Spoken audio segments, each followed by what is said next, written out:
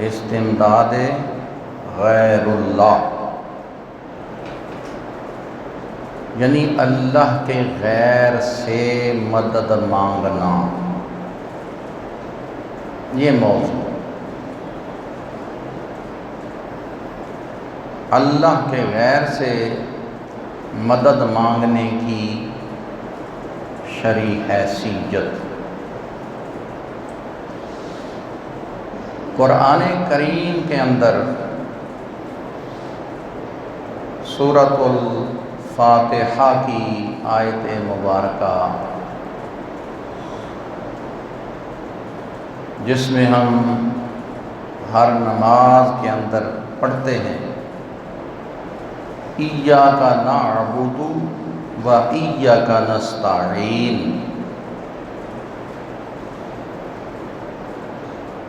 یا اللہ ہم تیری ہی عبادت کرتے ہیں اور تجھی سے مدد مانگتے ہیں، وَإِيَّاكَ نَسْتَعِينُ، اور تجھی سے مدد مانگتے ہیں۔ مدد جو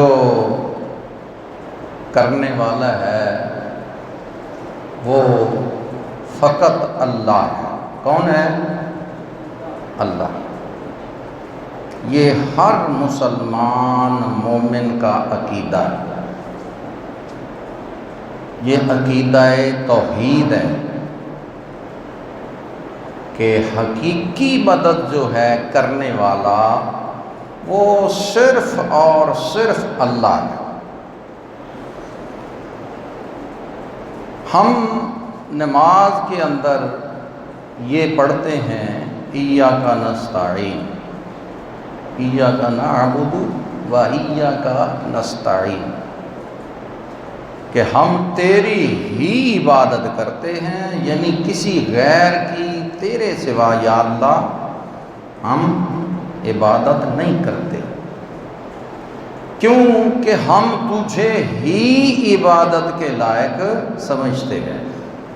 یہ بھی عقیدہ توحید ہے،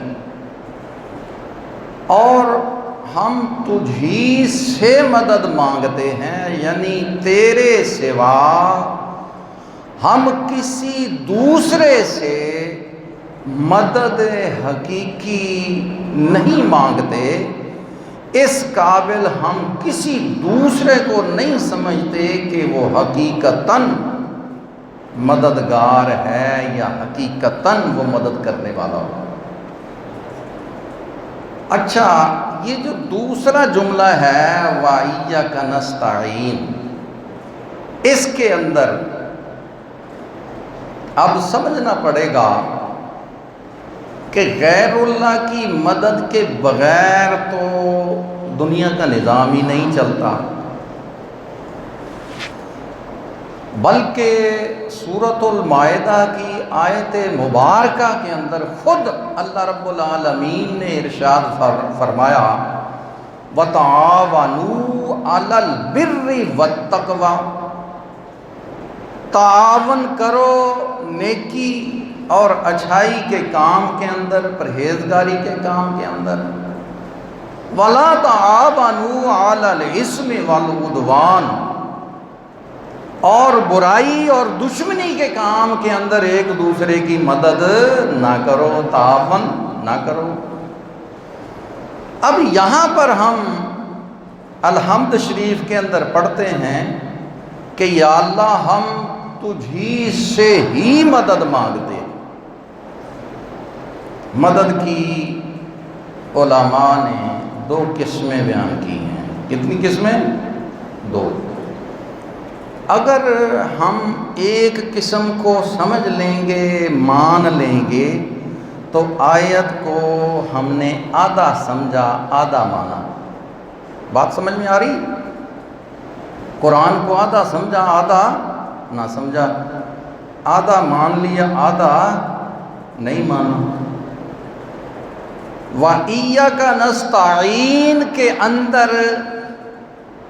جو ہم اللہ کی مدد کا جو ہم دعا کرتے ہیں، اللہ سے جو مدد مانگ رہے ہیں، وہ اللہ رب العالمین کی حقیقی مدد ہے، کہ حقیقت میں جو مدد کرنے والا ہے وہ اللہ ہی ہے۔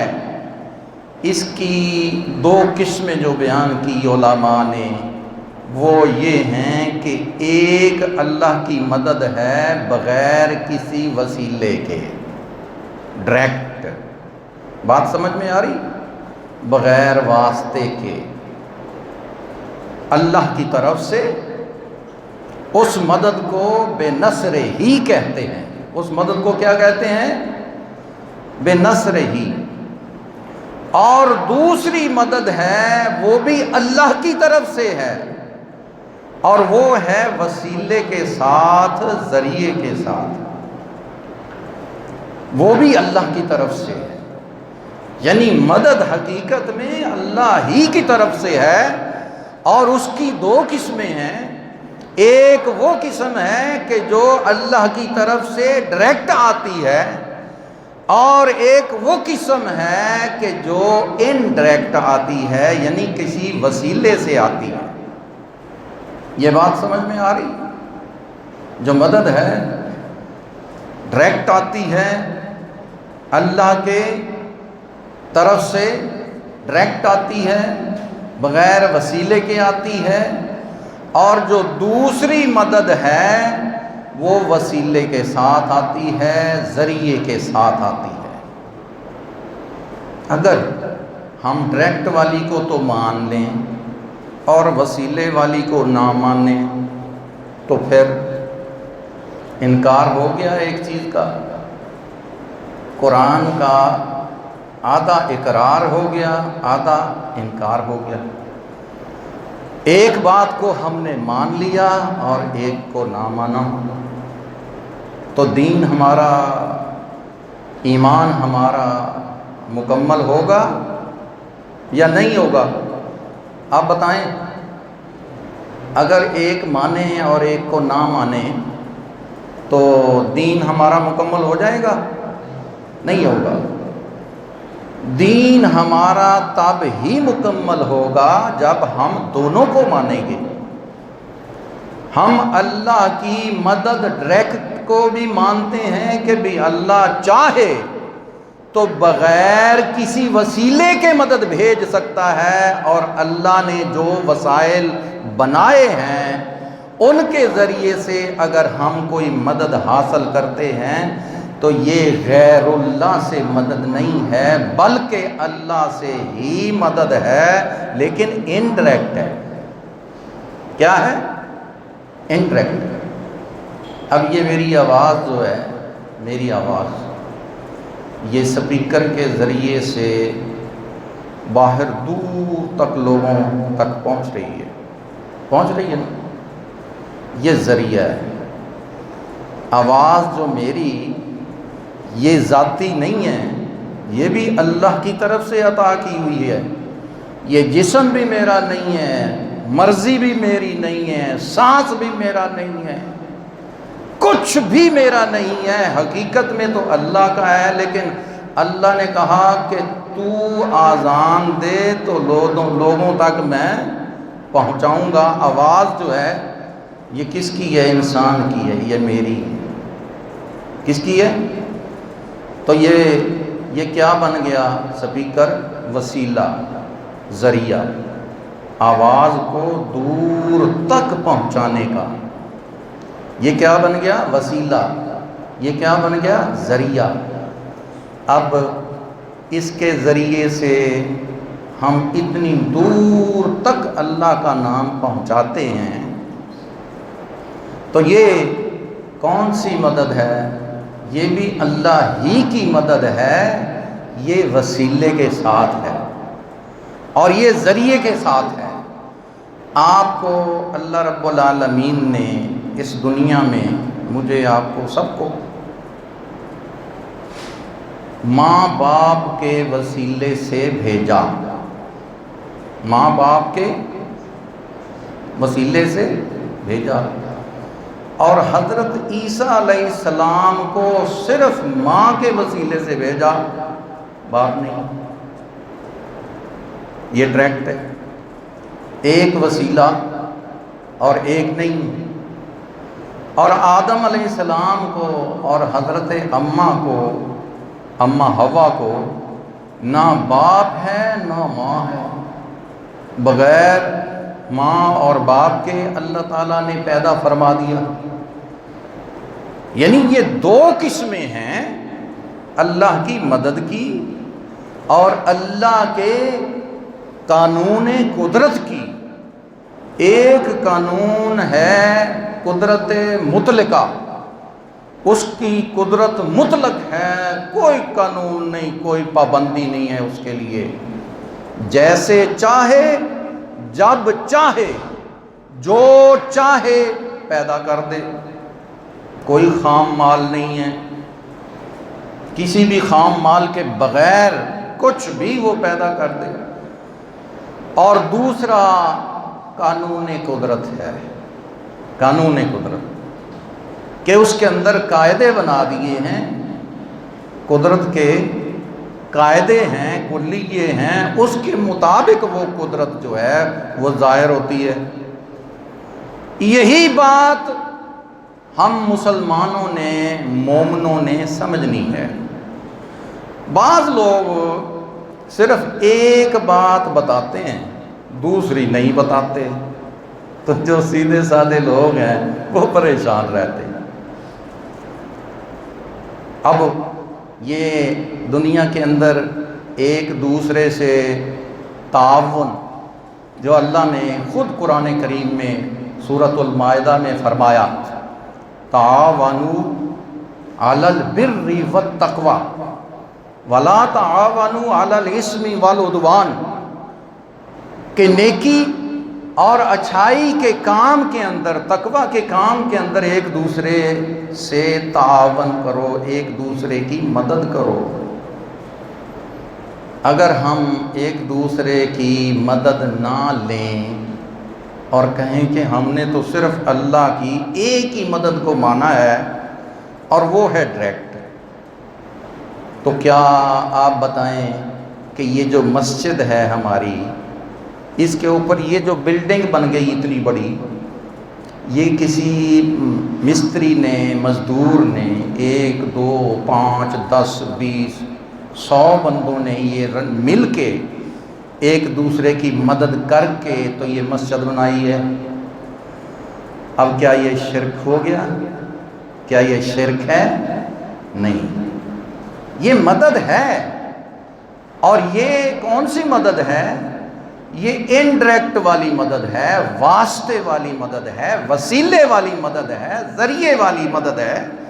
اگر اس کو نہیں مانیں گے تو یہ دنیا کا نظام نہیں چل سکتا، اس کو بھی ماننا پڑے گا، تبھی ہمارا دین، ہمارا ایمان اور ہمارا عقیدہ اور ہمارا اسلام بچے گا۔ اگر ایک کو مانیں گے اور ایک کو نہیں مانیں گے تو جو نہیں ماننے والے بھی، وہ بھی اپنے قول کے اندر جھوٹے ثابت ہو جائیں گے، کہ وہ بھی ظاہر ہے کسی نہ کسی چیز کی مدد کے ساتھ ہی چل رہے ہیں نا، اللہ تعالیٰ کے بنائے ہوئے وسیلے کے ساتھ ہی چل رہے ہیں نا جی۔ جو اللہ نے اسباب بنائے ہیں دنیا کے اندر، جو وسائل بنائے ہیں، ان سب کو ماننا پڑے گا۔ اگر نہیں مانیں گے تو اللہ کے وسیلے، اللہ کی عطا، اللہ کی نعمتوں کا انکار لازم آتا ہے۔ یہ انکار لازم آئے گا کہ بھی ڈائریکٹ والی مدد تو ہم مانتے ہیں جی، اللہ ڈائریکٹ ہی پھر ہمیں روٹی بھی کھلا دیا کرے، ہم روٹی نہ کھائیں، بغیر کھانے کے ہی ہماری بھوک اور پیاس بھی اللہ مٹا دیا کرے، وہ چاہے تو کر سکتا ہے۔ لیکن اللہ نے ایک قاعدہ کلیہ عام روٹین میں اس دنیا کو سروائیو کرنے کے لیے، چلانے کے لیے اللہ رب العالمین نے یہ بنا دیا ہے۔ اس لیے الحمدللہ ہم اہل سنت و جماعت پوری قرآن کی آیت کو مانتے ہیں اور دونوں امدادوں کو، یعنی اللہ کی مدد کو اور اللہ کے پیدا کردہ وسائل کی مدد کو ہم مانتے ہیں، اسی لیے ہمارا عقیدہ پورا ہوتا ہے۔ اگر انکار کریں گے تو پھر فساد پیدا ہوگا۔ انکار کرنے والے وہ کہتے ہیں کہ دوسرے کی مدد جو ہے یہ شرک ہے، دوسرے کی مدد جو ہے یہ شرک ہے۔ دوسرے کی مدد جو ہے شرک اس وقت ہوگی اگر دوسرے کی مدد اس کو رب یا خدا مانتے ہوئے لی جائے۔ اگر اس کو اللہ کا بنایا ہوا وسیلہ، اللہ کی بنائی ہوئی مخلوق سمجھتے ہوئے مدد لی جائے تو شرک نہیں۔ اب اس کو میں کیا خدا مانتا ہوں؟ نہیں، یہ ایک پرزہ ہے، مشین ہے، اس کے ذریعے سے آواز کتنی دور تک جاتی ہے، یہ وسیلہ ہے۔ ہم اس کو انسان کی تخلیق سمجھتے ہیں، کسی انسان نے بنائی ہے نا یہ، تو انسان کون ہے؟ اللہ کی مخلوق ہے، یہ اللہ تعالیٰ کا بنایا ہوا وسیلہ ہے۔ اس لیے ہم اللہ کے بندوں سے جب مدد مانگتے ہیں تو ان کو خدا جان کر نہیں مانگتے، بلکہ خدا کی مخلوق اور وسیلہ جان کر مانگتے ہیں۔ آپ اپنے والدین سے مانگتے ہیں جی، ایک دوسرے کی مدد سے کام چلتا ہے۔ دنیا کے اندر ہر کوئی ایک دوسرے کا محتاج ہے۔ یہ کپڑے تو میں نے خود نہیں بنائے، آپ نے بھی نہیں بنائے ہوں گے، تو کس نے بنائے ہیں؟ یہ مدد نہیں ہے کہ آپ کا ستر چھپانے کے لیے جو بندہ آپ کو کپڑے بنا کے دے رہا ہے تو وہ آپ کی مدد نہیں کر رہا۔ یہ کیا امداد نہیں ہے؟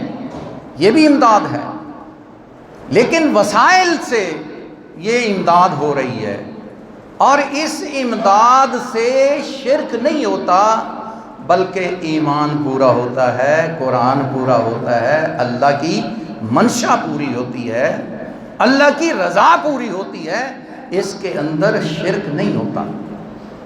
اور جو لوگ اس چیز کو نہیں مانتے ان کو بھی ان وسائل کو اختیار کرنا پڑتا ہے، مجبور ہیں، لیکن ہٹ دھرمی کی وجہ سے، ضد کی وجہ سے وہ دوسری بات کو ماننے کے لیے تیار نہیں ہوتے۔ پھر بار بار وہی آیت پڑھیں گے، ہم بھی پڑھتے ہیں، ایاک نعبد و ایاک نستعین۔ بھئی ٹھیک ہے، تو پھر دوسری جگہ اللہ پاک نے کیوں کہا وتعاونوا؟